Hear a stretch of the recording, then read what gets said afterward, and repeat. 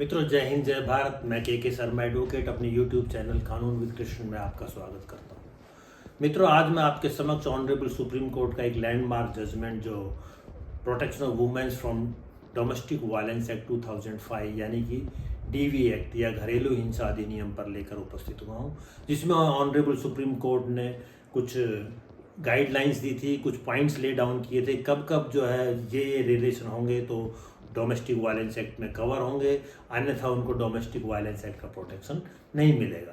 तो मित्रों, जजमेंट पर आने से पूर्व मैं अपने न्यू व्यूअर्स को बताना चाहूँगा कि जो डोमेस्टिक वायलेंस एक्ट का जो कंसेप्ट है, ये एक फॉरेन कंसेप्ट है। यूएन के जो मेंबर कंट्रीज थे उनके द्वारा इसको अडॉप्ट किया गया था 2005 में।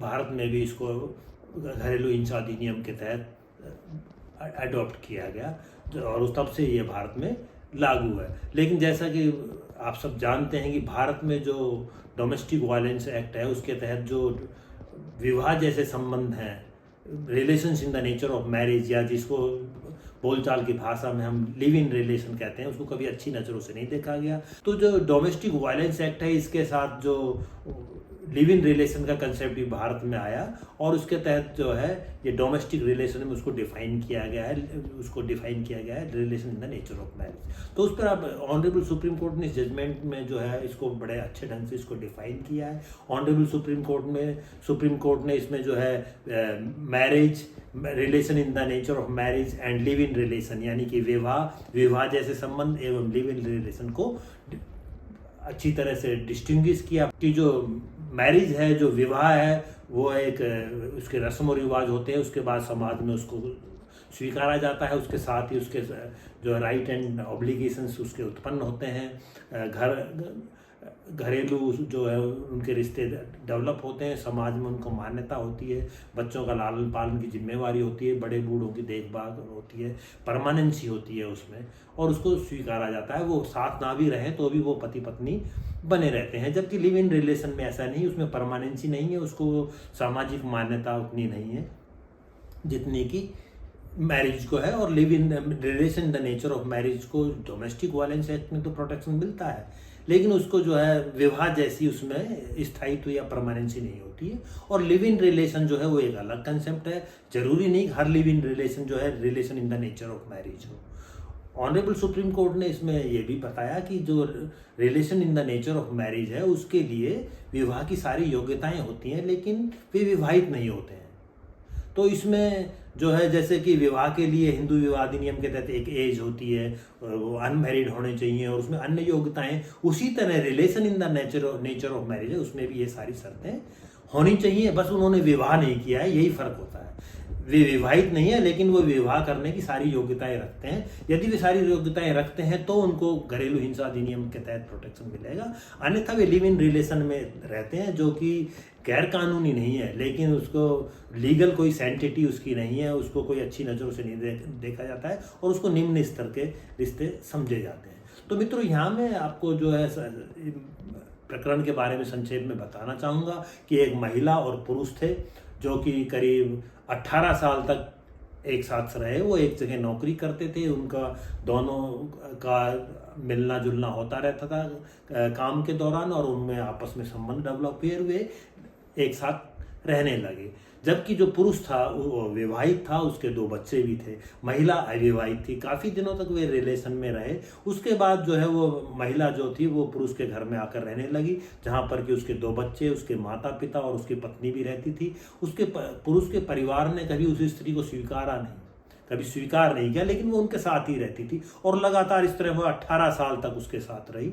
18 साल तक रहने के बाद जो है उनके डिस्प्यूट्स हुए। इस दौरान जो है महिला ने 2-3 बार अबॉर्शन भी कराया और उसने अपने पुरुष साथी को कई बार उसने 2 लाख रुपए या लोन, जब भी उसको आवश्यकता पड़ी उसने मांगा, उससे पैसे भी लिए। लेकिन उसके बाद भी महिला ने जो अपने शिकायत की, अपनी जो पिटीशन फाइल की, उसमें उसने कहा कि उसको कभी भी बाहर पत्नी के रूप में जो है नहीं बताया गया। समाज में जो है उसको उसके साथ बतौर पत्नी नहीं रखा गया और उससे काफ़ी पैसे भी लिए गए और उसके रोजगार के सब साधन संपन्न हो गए। इसलिए उसको जो है उसने ये पिटीशन फाइल की। तो यहाँ मित्रों, उस महिला ने बेंगलोर एसीजेम के यहाँ एक पिटीशन फाइल की कि उसको जो है सेक्शन सेक्शन 18 का प्रोटेक्शन उसको दिलाया जाए, सेक्शन 19 में उसको जो है रेजिडेंस के उसके आदेश जारी किए जाए, उसको मॉनेटरी बेनिफिट दिए जाए, उसको कंपनसेशन दिलाया जाए उसको जो परेशानी हुई, और उस तब तक उसको जो है इंट्रीम उसको रिलीफ दी जाए। तो इस पर एसीजे महोदय ने उसको 18,000 पर मंथ का जो है उसको मेंटेनेंस उसका बांधा, जिससे व्यतीत होकर पुरुष सेशन कोर्ट में गया। सेशन कोर्ट में जाने के बाद उसको आदेश को बरकरार रखा, मामला हाई कोर्ट में गया। हाई कोर्ट ने सेशन कोर्ट और लोअर कोर्ट के ऑर्डर को सेट असाइड कर दिया और उन्होंने कहा कि ये जो पिटिशनर और रेस्पोंडेंट के जो संबंध थे ये विवाह जैसे संबंध नहीं थे, और ये डोमेस्टिक वायलेंस एक्ट के तहत, डोमेस्टिक रिलेशन के तहत जो है ये कवर रिश्ता नहीं होता है, इसलिए जो है स्त्री कोई भी रिलीफ डोमेस्टिक वायलेंस एक्ट के तहत पाने की अधिकारी नहीं है, जिससे मामला ऑनरेबल सुप्रीम कोर्ट में गया। ऑनरेबल सुप्रीम कोर्ट ने डोमेस्टिक वायलेंस के जो प्रावधानों को मनन किया, डोमेस्टिक रिलेशन को जो है डिफाइन करते हुए ऑनरेबल सुप्रीम कोर्ट ने कहा कि डोमेस्टिक रिलेशन के लिए जो है दो व्यक्तियों के बीच में जो रिलेशन होना चाहिए वो कॉन्सिग्यूनिटी यानी कि खून का संबंध हो, मैरिज से हो, विवाह से हो, relation in the nature of marriage हो यानी कि विवाह जैसा संबंध हो, एडॉप्शन से हो यानी कि दत्तक से हो, या परिवार का मेंबर हो, और वे जो शेयरिंग हाउस होल्ड में यानी कि सामलाती घर में वे कभी साथ रहे हों या साथ रहते हों, तभी जो है उनको डोमेस्टिक वायलेंस एक्ट का जो है बेनिफिट इसके अंदर मिलेगा। तो ऑनरेबल सुप्रीम कोर्ट के समक्ष जो प्रश्न था कि क्या इनके जो रिलेशन है वो relation in the nature of marriage है, महिला ने कहा था कि उसको बतौर वो पति पत्नी एक मकान में साथ रहे हैं, एक घर में साथ रहे हैं, शेयरिंग हाउस होल्ड में वो एक साथ रहे हैं, लंबे पीरियड तक 18 साल तक वो साथ रही, इसलिए उसके जो है जो रिलेशन थे वो relation in the nature of marriage थे यानी कि विवाह जैसे संबंध थे, इसलिए उसको जो है उसने सेक्शन 12 जो डोमेस्टिक वायलेंस एक्ट के तहत जो पिटीशन फाइल की और ये relief section 18, section 19, section 20, section 22 और सेक्शन 23 के तहत उसने ये रिलीफ मांगी। तो ऑनरेबल सुप्रीम कोर्ट ने जो इसको डिस्कस करते हुए ऑनरेबल सुप्रीम कोर्ट ने कुछ रिलेशंस को बताया, कुछ रिलेशंस ऐसे होते हैं जो डोमेस्टिक वायलेंस एक्ट से कवर होते हैं, कुछ रिलेशंस ऐसे होते हैं जो डोमेस्टिक वायलेंस एक्ट से कवर नहीं होते हैं। ये relation in the nature of marriage हैं तो उसका फायदा मिलेगा। यदि वो लिव इन रिलेशन है तो लिव इन रिलेशन में जरूरी नहीं सारे relation in the nature of marriage हो। यदि way relation in the nature of marriage यानी विवाह जैसे संबंध नहीं है तो वो कोई रिलीफ डोमेस्टिक वायलेंस एक्ट के तहत उनको नहीं मिलेगा। तो ऑनरेबल सुप्रीम कोर्ट ने इसको डिफाइन करते हुए कहा कि यदि एडल्ट अनमैरिड वुमेन किसी एडल्ट अनमैरिड मैन के साथ रहती है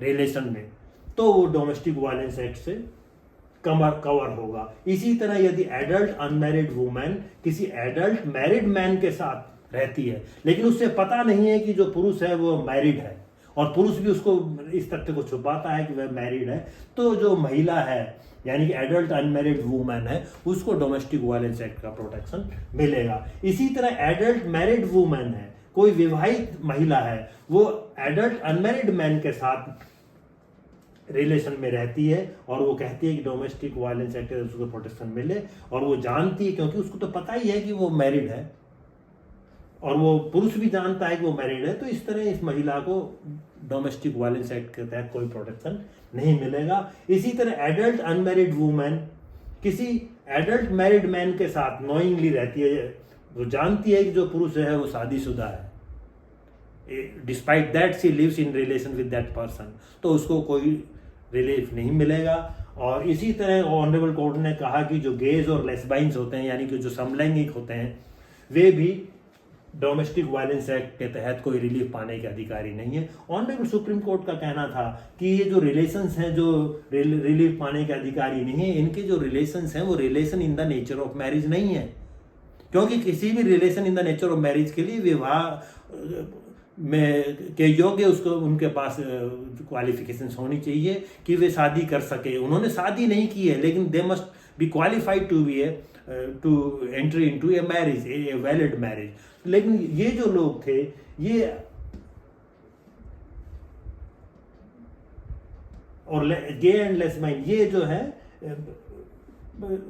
शादी की क्वालिफिकेशंस नहीं रखते थे, इसलिए जो है इनको कोई रिलीफ नहीं मिला। गे एंड लेस्बाइंस के बारे में कहा कि केवल जो डोमेस्टिक वायलेंस एक्ट के तहत है, कोई महिला ही रिलीफ पाने का की अधिकार नहीं है, और गेज एंड लेस्बाइंस हैं ये इसमें इसकी कैटेगरी में नहीं आते हैं, ना ही ये डोमेस्टिक रिलेशन की कैटेगरी में आते हैं, इसलिए ये कोई रिलीफ पाने के अधिकारी नहीं है। तो यहाँ ऑनरेबल कोर्ट ने जो महिला थी जो कि 18 साल तक डोमेस्टिक रिलेशन में अपने आप को बताया, ऑनरेबल कोर्ट ने कहा कि वो लिव इन रिलेशन में हो सकती है, लेकिन उसका जो रिलेशन है वो relation in the nature of marriage नहीं है। ऑनरेबल सुप्रीम कोर्ट ने तो यहाँ भी तक भी कहा कि कनकाबाइन कीप्स और मिस्ट्रेस है, यानी कि जो रखेल है, जो कि मिस्ट्रेस है, वो उनको जो कि फाइनेंशियली कोई आदमी मेंटेन भी करता है, तो जो है उनके रिलेशंस जो हैं वो डोमेस्टिक वायलेंस एक्ट के तहत कवर नहीं होते हैं। वो relations in the nature of marriage नहीं है। वो व्यक्ति उनको फाइनेंशियली मेंटेन भी करता है, they are living together for their sexual pleasure, वो अपने शारीरिक सुख के लिए एक साथ रहते हैं। तो ऐसे रिलेशन जो होते हैं वो relation in the nature of marriage नहीं होते हैं, इसलिए वो कोई रिलीफ पाने की अधिकारी नहीं है। और ये ऑनरेबल सुप्रीम कोर्ट ने जो है इनको महिला की जो पिटीशन थी, उसको अपील थी, उसको खारिज किया और उसमें उनको relations of nature of marriage नहीं माना।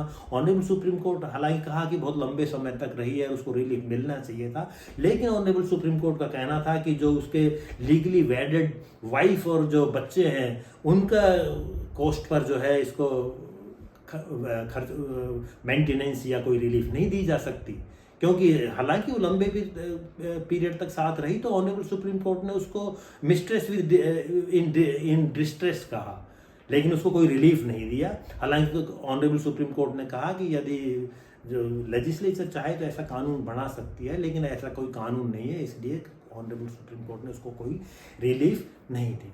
तो मित्रों, जजमेंट जिसके बारे में अभी विचार विमर्श किया गया ऑनरेबल सुप्रीम कोर्ट का, Indira Sharma versus VKV Sharma, description box में अवेलेबल है, वहाँ से आप इसको पढ़ सकते हैं। जानकारी आपको कैसी लगी अवश्य कमेंट करें, वीडियो को लाइक व शेयर करें, चैनल को सब्सक्राइब करें। Thanks for watching. जय हिंद, जय भारत।